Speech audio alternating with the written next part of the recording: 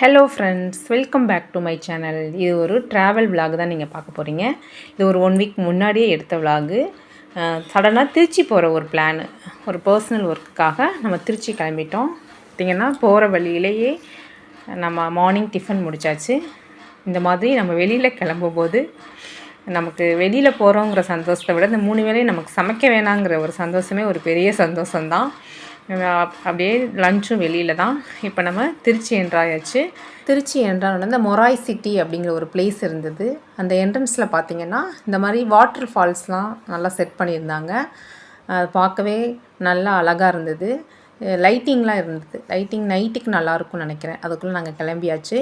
இங்கே தான் நமக்கு கொஞ்சம் வேலை, அதெல்லாம் முடிச்சுட்டு இந்த இதெல்லாம் பார்த்துட்டு அப்படியே கொஞ்சம் நேரம் அவனுக்குள்ளே பசங்களுக்கு டைம் ஸ்பெண்ட் பண்ணிவிட்டு அப்படியே கிளம்பியாச்சு. பக்கத்தில் பார்த்திங்கன்னா அம்மிக்கல்னு ஒரு பிளேஸ் இருந்தது. அந்த அம்மிக்கல் பிளேஸ் பக்கத்தில் பார்க்லாம் இருந்தது. இந்த மொராய் சிட்டி பக்கத்துலேயே அதுவும் இருக்குது.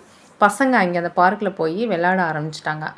அது ஒரு ஹோட்டல் மாதிரி இருந்தது. நாங்கள் ஆக்சுவலாக அங்கே போகலை. இந்த இடத்துல இந்த பார்க் இருக்கவும் பசங்க அங்கே கொஞ்சம் நேரம் ஒரு 10 மினிட்ஸ் மட்டும் டைம் ஸ்பெண்ட் பண்ணாங்க. அங்கே இந்த மாதிரி நிறைய செட் பண்ணியிருந்தாங்க. இதுவும் நல்லா இருந்தது. அந்த பிளேஸும் நல்லா இருந்தது. அப்படியே இதெல்லாம் பார்த்துட்டு அப்படியே நம்ம ரூமுக்கு வந்தாச்சு.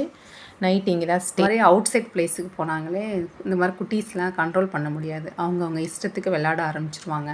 நம்ம நைட்டு ரெஸ்ட் எடுத்துகிட்டு மார்னிங் அப்படியே கிளம்பியாச்சு. அந்த ஹோட்டல் ரூமில் பார்த்திங்கன்னா ஃப்ரண்ட்டில் கொஞ்சம் சோஃபாலாம் நல்லா பார்க்கவே ரொம்ப நீட்டாக இருந்தது. அதிலலாம் உட்காந்து நல்லா ஃபோட்டோ எடுத்து வீடியோலாம் எடுத்துகிட்டு பக்கத்தில் இருந்த அந்த கார்டன்லேயும் ஃபோட்டோ வீடியோஸ்லாம் எடுத்துகிட்டு நம்ம வெளியில் கிளம்பிட்டோம். வெளியில் பார்த்திங்கன்னா நல்ல வெயில்.